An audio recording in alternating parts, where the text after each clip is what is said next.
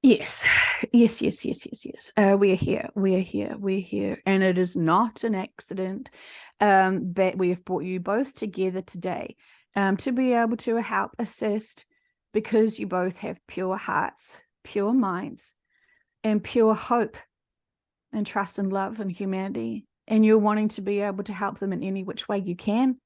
And so we know that this is a beautiful request from two dear souls who are on earth, who are feeling all that are on earth, and they can sense and feel the predicaments of freshly awoken souls, consciously aware of what you could call is the grand awakening. And you know how you have had your own journey, your own. The vehicle is feeling the scare of people speaking up and speaking the truth. And this physically shut down her throat. You heard that. And so now she is pushing on because she knows that that is not her problems. That is not her insecurities. She has been reminded of how scary it is to speak your truth, to speak your senses, to speak your awarenesses while still being in balance and neutral with your emotions, as you are starting to think and question and feel this system is not pure-hearted. These agendas are not for me, not for my family, not for my friends, not for my communities, and not for my country. And so when you're starting to sense and feel that, you don't know what to say. You can feel everything, but the words seem to be stuck in the throat, because you feel like if you start speaking your truth, your emotions may get in the way. Your hearts are breaking for all. Your mindsets are overthinking, over worrying for all, as you're so concerned, as you're noticing so many are lost, dazed, and confused. And we are seeing that that is part of the journey for their awakening. It is uncomfortable. It can be abrupt. It can be scary. We want to say the analogy of the grand awakening is many souls consciously have been sleeping and going with the routine. And now they have been awoken. And think about that little child who wakes up in the middle of the night. It is dark. It is cold. It is isolating. And so they're feeling very insecure, sensitive, afraid of what's out there. And all their senses are very heightened. They can't see with their eyes because it's nighttime. They can sense this extra sense of hearing because they're feeling so vulnerable. They're worried if there is something like a monster coming up from their bed. So they're very sensitive to all their worries and feelings. They may get so scared that they can call out to their parents. But for this, they're afraid to even make a noise, because what if that monster did find out that there was a child above that bed? So that child can't speak in fear that the boogie monster will get them. And so they are there, awake, alone, and scared.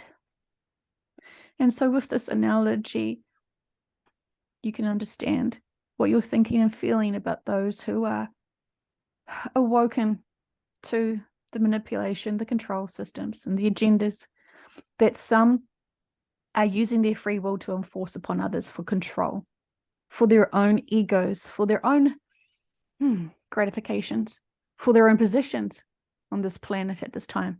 And it's not just a new thing. This has been going on for quite some time.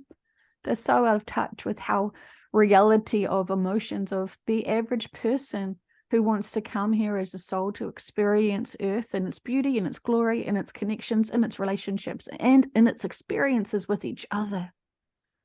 And so, my dear friend, our dear beloved soul family member, thank you for calling us in today. Please make your wish list and we will grant it. Thank you. That's beautiful. Thank you for being here. Um, I would like first to know if we can ask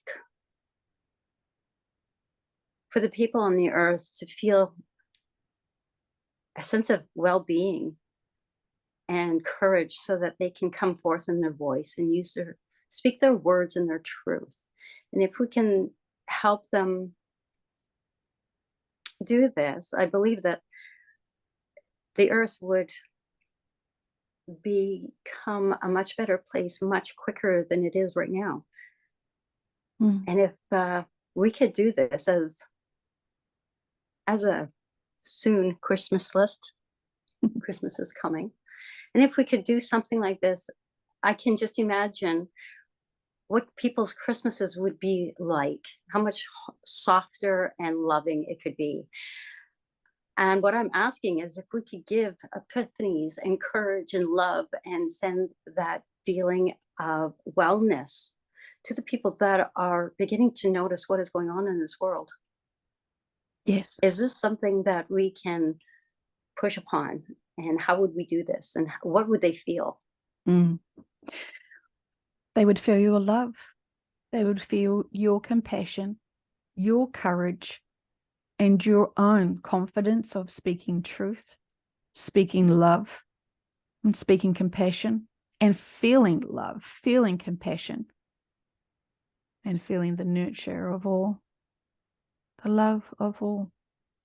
We know that so many emotions, labels of emotions, are so generic now. People will hear the word love and dismiss it immediately because they're foreigners to love. They don't understand what love is. All love hurts them. It's scary to love something and for them to be rejected. People are getting hung up on the word love because of their own relationship or understanding with love. And so we know that many of you who have been listening to the 15-minute meditation of sending love out to the world, and you're calling upon high frequency source love energy to share and spread. And we want to say some of you are trying to smother the planet and all of humanity with this because you come from such a pure heart of just desperation to help heal them, fix them, love them, encourage them. And it is coming from such a desperate place in your hearts and your minds and your souls because you know it's so scary for them. And so we say, it's too intensive because your love comes from fear, desperation, and pain for them. And so when you're sending out that love with them, it comes sort of with conditions. And so you're wanting to love them because you've seen some worry and fear, they're in fear. And so you've got this energy of fear and worry and concern, like a smothering, loving mother. And that is beautiful because you love them so deeply. But that energy doesn't serve you of worry and concern for them. We would like for you to be able to have a new approach of trust and faith that their experiences are purposeful and that now they can be able to attain and feel and sense the love of all, the love of self. Getting back to the analogy of the child who's scared in the dark, in their beds alone. We're wanting to grow a light, like a night light as such. Could be from the outside, shining in through the windows, or it could be a lamp within their room. Even for this analogy, we're wanting to say that while they are in that state of feeling alone, very aware and very heightened with their senses, they are going to notice this strength, this power, and this growing force of growing source love energy. It is going to naturally balance their fears, their worries. They are going to feel more comforted. They will notice this warmth of love energy is warm and reassuring. They will start noticing their senses around them. They will start having the confidence that there is nothing under the bed that will get them. What has been getting them is their fears, their worries. So they've been trying to keep small and almost under the covers. And so there is not going to be a parent that's going to come and save them in this room. It is going to be their confidence of courage and strength of self to be able to know and self-soothe and self-settle themselves. And so when you are thinking about humanity and all who are feeling so afraid, unassured, insecure, scared, you know that that's their emotions, that's their responsibilities, that's their experiences. Be that light in their room, be the light and shine for them with your pure love. While it is beautiful and kind of you to worry for them and fret over them, that is energy that you don't need to send out to them. They already are feeling it. You do not need to feel it. You can just have the focus of love to shine to all, knowing that that in itself will give them the confidence for them to feel that they can start speaking up. It's all about empowering them with love, empowering them with courage. And you may not even be in the room with them at all. It is about you just sending them love. You know your own personal journey has been challenging, as everyone's has been. To step up and have faith of self, to step up and have faith and love of self is gigantic. It is very profound and often comes with speed wobbles and speed bumps. And that is purposeful, because you're being trained to be able to grow and strengthen the new senses of insights and intuition and faith and trust upon self.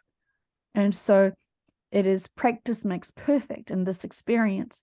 And so when you've mastered it once, you may feel like you're repeating and repeating and repeating and repeating and repeating the same lessons, the same experiences. And so it is, because you are training yourself to get faster and bigger and more balanced with it.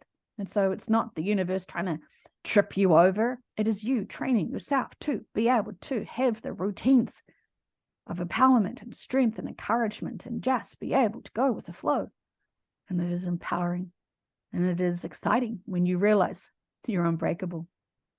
And so we understand your deep passion and feelings for those who are still not too sure how to speak their truth, and their moral compasses and their intuition is calling on their door, and that is pressing upon them. And we will keep pressing upon them with dreams, and we will keep encouraging and guiding them to open their mindsets, to strengthen their courage and convictions of self in terms of their own intuition. We are pushing and pressing upon thee to be able to heal their past. It is a marvelous thing to be able to be distracted. Some of your smaller details that have tripped you over, that has not made you want to expand and grow and sort of be stuck with issues that you have wedged upon others because you're different belief systems, different choices in how to live, how to believe, how to love, how to be human. We are saying when you drop those wedges and see each other as souls having earth experiences, this is when you truly can connect in and be one with all and accept all and love all, because the human experience is dramatically reactive when you play the game of emotions. And we want to say that with some fun, because earth life is fun, but you get so serious in it. It's like you're wanting to be surrounded in the illusion of earth and the illusion of life on earth. And that is purposeful and all is well. But as you are expanding your consciousness, you are opening up and inviting all your other higher dimensional soul essences of self to come in to play the game of life, to be able to empower you. And some of you have already mastered being human. And you know that the answers and the keys and the solution to being human successfully is love all, with no exceptions, including yourselves. And we are noticing that many of you way showers, leaders, influencers have forgotten the purity of loving self. It is not only love self, it is love all, including self. And you must love others as extensions of self, because that is truly who you are.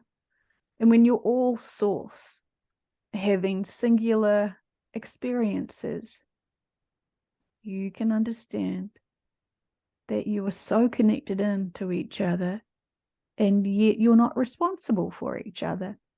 And so love each other is our solution. But when you're worried for them, when you're panicking for them, when you're heartbroken for them, well, that's a choice to use your free will and your range of emotions to feel and be there. But as we say, and we've always said, all is well. And those experiences of those scared little children in bed, that is a phase, that is a stage, that is merely a moment for them.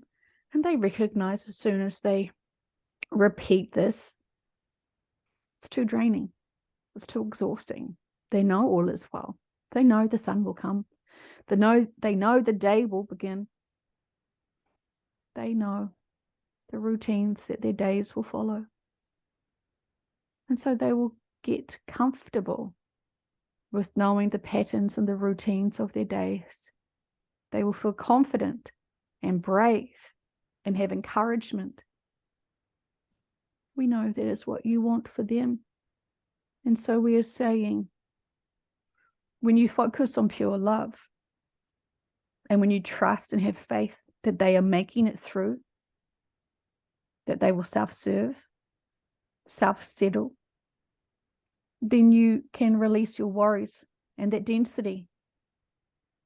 You can empower yourself to know that you are a pure love vessel for all, with deep compassion. But you know that it disempowers you when you carry worry and concern for others, including those who you'll never meet.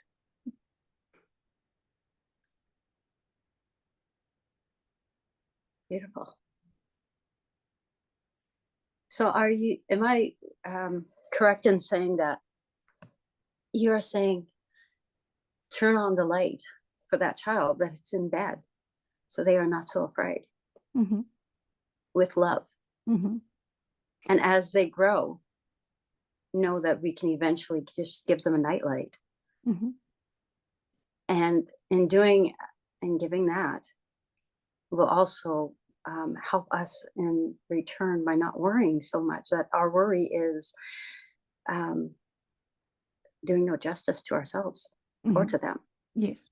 So it is like saying, when you're sensing that child in their room terrified, you are feeling their terrified feelings. And so the child senses that there is an essence in the room terrified. And so you can imagine the ping pong reactions and connections of those energies.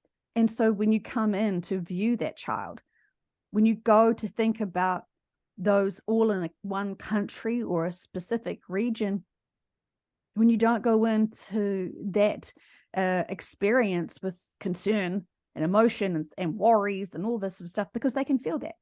And so when you are remote viewing them, shall we say, feeling their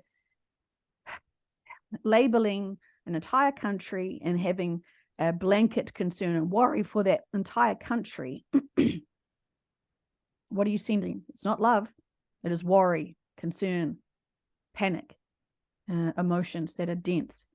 While you think that this is coming from a beautiful place, because it is coming from a beautiful place, can you see the difference between sending love and compassion and trust and faith that all is well, versus the details of what they're already going through themselves? It's a ripple out effect that can bounce back. Absolutely. Don't be that helicopter mom for the world. That's not going to do anybody justice and And actually that's harm absolutely, anything. and that is the challenge for the empaths. They want to just smother and heal the world because they're so worried for them. They're so sensitive to them. And that is beautiful. And it really is, because it's coming from a beautiful place, but it's blocking, it's smothering. It's like tucking in a child so tight at night they can't move because they're feeling the pressure and the oppression of tight love.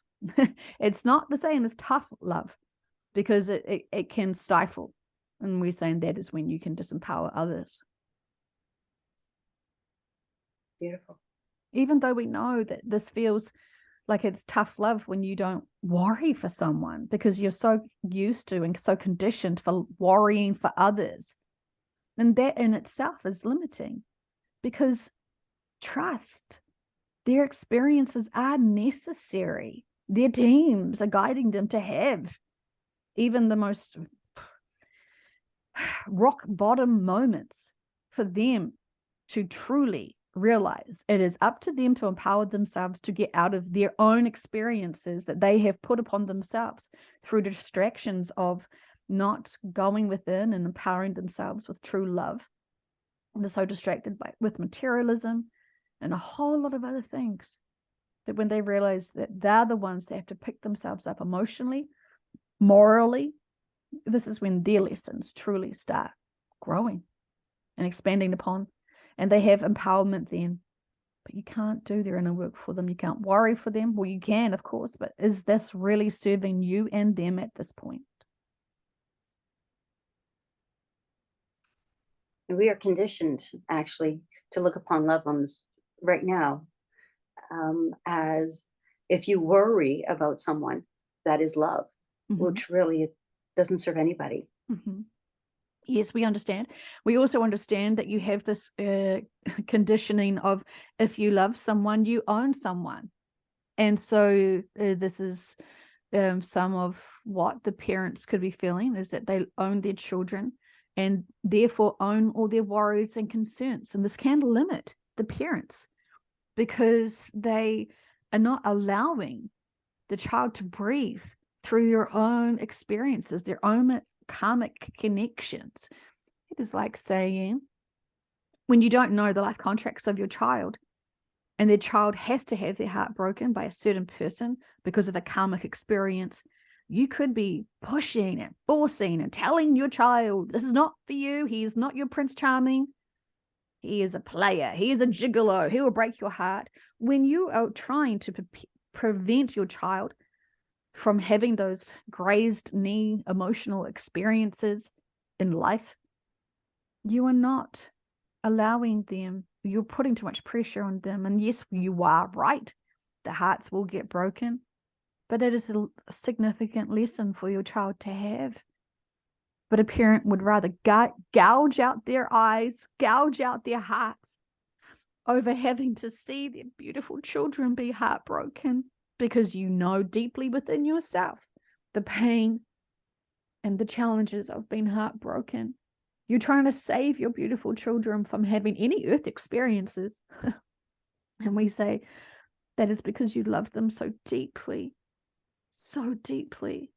But when you review their life contracts to understand the significance of these connections and what they will learn and grow from after they empower themselves and heal their heartbreak, will be beautiful, because then they will be more mindful of how to treat and respect others, and how to feel into what true love of self and others is. It's all training. It's all experiences. It's all unique. And for so many parents who feel disappointed that their children aren't listening to them, we say the children are listening to us, the guides who know the life contracts that they must have, and they must kiss a lot of frogs and have lots of grazed knees and lots of tears and heartbreak. And that is marvelous and purposeful for the reactions and connections of all of the souls involved. But you almost need to go emotionally blind while you're supporting your children, because this is not your heartbreak. This is not your karma. This is not your life lessons. But we understand you love them so deeply. And we understand that you you want to protect your children so deeply. And as you know, your children are beautiful, independent souls within themselves, having earth experiences. The souls will notice when they have left the 3D how much beautiful love and passion and care and worry the parents bestowed upon them. And even if they are in their charming, resisting, independent,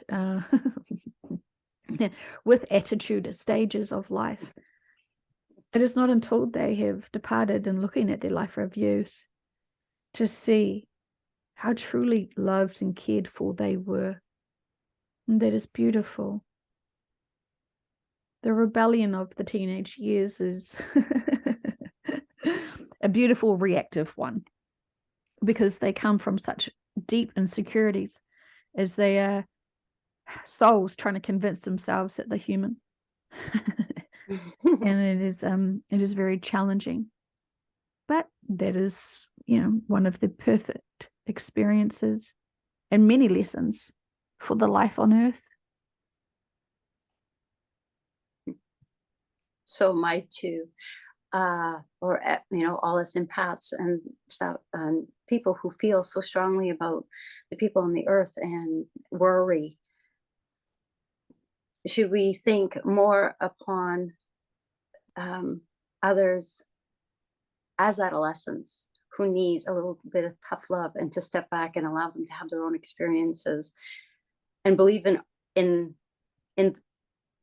the child or in the teenager or in the person going through it, that they can do this on their own, and believe in them, and in their belief in them, that child will feel the confidence of the others to move forward. Yes. Sort of, you have to step back with your emotions, your fears, your worries for them, and have trust and faith they will get it.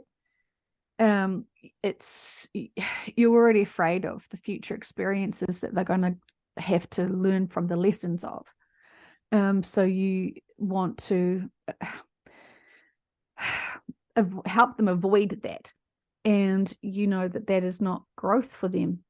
That can sort of prevent them from having these experiences. And if they have too many preventions of these experiences, it will be a greater delay for their life journey to experience things, and it could come out as a rebellion versus the smaller lessons that they could have experienced beforehand. It's almost like saying, you don't let your child walk. You don't let your child stand up because you know they will fall. You won't let your child walk because you're afraid they will stumble and hurt themselves. So you carry that child forever. You don't let that child do any walking or moving for itself. And they don't learn how to control their bodies. They don't have any experiences because you're doing everything for them. And by the time that they're teenagers, they've never walked, they've never fallen, they've never learned anything. And then they get a car. And what do they do with a car when they've never had any freedom to walk and move for themselves? You can see that they will, with much more dangerousness, a simple toddler falling over themselves and tripping up is okay. But you can see the difference between a smaller lesson of a stumble and a fall versus then having no other experiences, jumping in a car and seeing how fast it goes. You understand that there is great differences. And if the child had learned how to navigate their bodies and to learn to be mindful of their bodies, we know that this is not the most ideal analogy, but you can see when you resist them and block them from having these smaller lessons, at some point they're going to have control, and they're going to maximize their control of their own lives. And it could be with a great vehicle. And this could be much more impactful, the lessons, much more dramatic, shall we say. I see. I see. And so, yes, empaths, it's a brilliant skill to have because you can understand where the people are going from. But when you add fear, future fear of what they're experiencing, it can be too overwhelming and too tempting to try and block and resist them and prevent them from those lessons. And so we are saying step away, step back, have love and faith and trust that their guides know what their life contracts are, that their guides are actually doing as they need to. And sometimes you can use your free will to block people's growth, even though you think it is part of empowerment.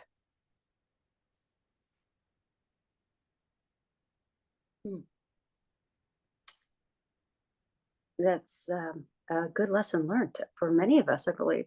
Mm-hmm. And when it comes from such a pure heart of wanting to protect them, how could it be wrong? How could it be a problem? And we say, when you're carrying your child for all of their lives and then they become independent and become drivers themselves, have they got the skill sets? Have they got the maturity to then be a responsible driver when you have not even let them walk for themselves? They haven't experienced a bike or a scooter or a skateboard. At some point, your child will be able to be the adult that can drive. And they'll drive fast and hard because they have sensed the suffocating control of not being allowed to do much because of the parents' fear that they may learn and grow from a stumble, from a fall, from an accident. But accidents are perfect lessons. So there is no such thing as accidents. Accidents are a fumble to learn and grow. Watch what you're doing. Be careful of the body. Be mindful of the body. Don't run with scissors. That is a good one. Yes. But you will know scissors will cut you. And so you only need to be cut once with the scissors to realize. Be mindful. Be skillful.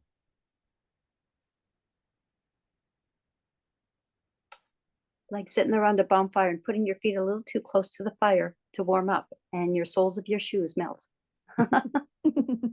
Oops.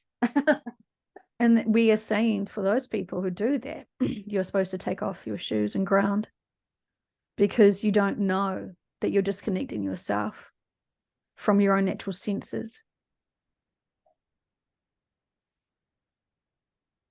Yes. You're using things such as shoes, for an example, to protect you. But protect you from what?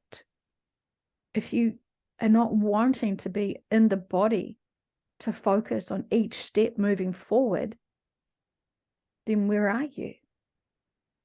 You're walking through a forest, but where is your mind? Are you within the body and you noticing the grounding and the steps and the rhythm and you're feeling it all? Or are you wanting to distract yourselves, keep your bodies busy while you're almost out of the body and just being somewhere else? Your shoes give you this comfort that you don't need to focus on the body. And we are saying for some of you who are tripping over your shoes, this is us saying, take those things off. Get into the ground and be mindful of your journey, of your steps, of your body. Because your bodies need respect. And while it doesn't necessarily hurt the body to be wearing shoes, you're disconnecting yourself from your body too much. And we're wanting you to be very mindful of the energy, to ground yourselves truly. There's much to be said about that. Definitely. I think people in the world now, with living in high rises and concrete jungles, don't get that earthly experiences like they used to many years ago, and are really We just want to remind you that the concrete is still silica, still sand, and still can be conductual energy. It's the metal structures, the framework that can shortcut circuit energies. And sometimes it can be a blessing because you don't truly want to connect into your neighbors. True. And so we're saying water will always ground you. A great mindset will always ground you. A good breath, a good exhale can always ground you. It's being mindful with it. We are saying for many people who are trying to do breath work, their bodies are so tight and rigid, and they're breathing, yes, in and out, in and out. I'm breathing. I'm very breath workful. It's fantastic. But they have got tension in their buttocks and in their arms and their legs and their minds and their lips, but they're being breath work. And they don't realize the whole body needs to be relaxed, because if you're carrying any tension in the body, you cannot be in harmony with the body. And so we're saying, focus on what you're doing to your bodies. Where is the tension in your bodies? Those shoulders do not need to keep carrying the weight of the world. You can relax the shoulders, enjoy life, wriggle around, dance and boogie. We are saying you're not noticing much of what you're doing to the bodies. And so where are you carrying your tension? Where are you carrying your worries? And if you're not looking at that and trying to think that breath work is going to be great, there is more to the body than just the lungs. The lungs. So relaxation is key. First, before we do anything, relaxation is key, is what you're saying. Yes, but you can have anxiousness in your hearts, in your minds, for all the worries of the world when you're trying to do something that is relaxing. And so it's about the whole package. And while we know you're not the bodies, you can't seem to be within a body at a soul level if you are misusing the body. We are saying the soul, so you can be out of the body most of the time, so almost beside it, because your soul is so big and the body is just the avatar of the soul's expression of being human. So we are saying that if you are not able to use the body properly, it is like trying to drive a car with the handbrake on, and you're pushing the accelerator and you're wanting to go, but the handbrake's on.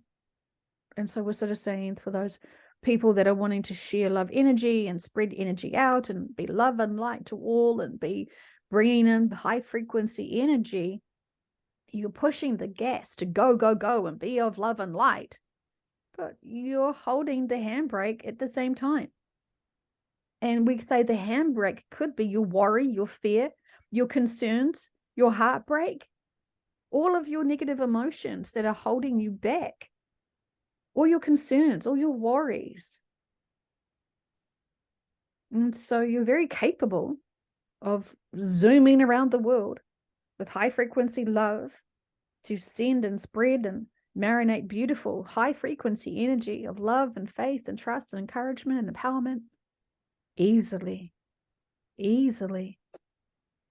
But yet, when you're seeing and feeling the worries of the world and also trying to love the world, can you see the conflict? Can you see how you are handbraking as well as trying to accelerate? That is well said, beautifully. Try to basically use on ourselves. That goes back to working on ourselves. Helps everyone, no matter what we do. Mm-hmm. Being good with ourselves and relaxed, and it allows us to send love to all. Mm-hmm.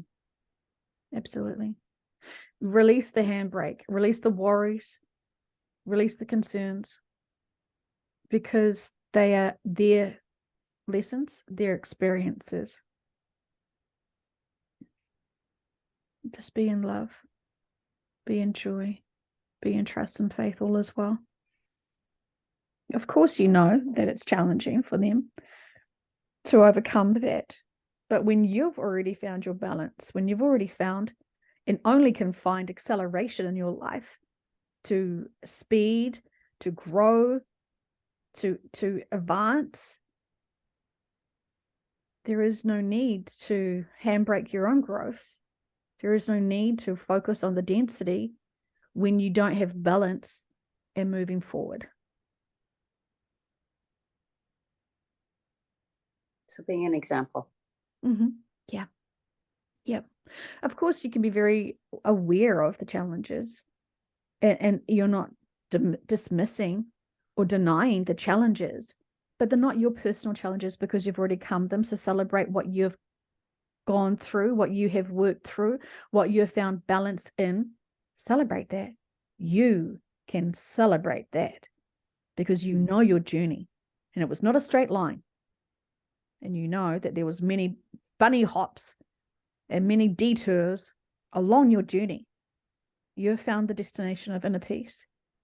And we want you to celebrate that, and you know that and honor that. It is not an accident. You're not kidnapped and taken to this destination. Some of it you walked, some of it you crawled, and some of it you skipped and shined and danced along. And we are saying, you know, your own journey was challenging, but it has come to a beautiful, advanced perspective now.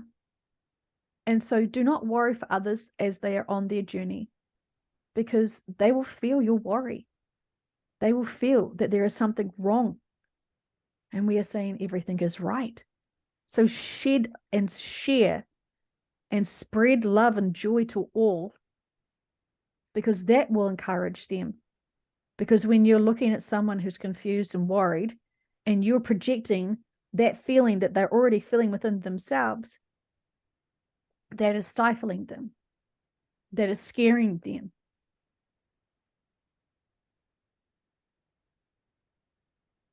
Beautiful. Thank you. Thank you so much. We appreciate being able to explain from our perspectives, and we understand that our analogies are not always accurate as you are wanting to focus on the details too much, but feel within yourself the difference between handbraking versus accelerating through life. And you'll know that your responsibility is to see how you drive your car and how you are being a considerate driver on the highway of life. And we are saying the destination is always the part of a focus. And we are saying, but enjoy the journey, enjoy the ride, see the scenes, feel the sights. Enjoy, enjoy, enjoy.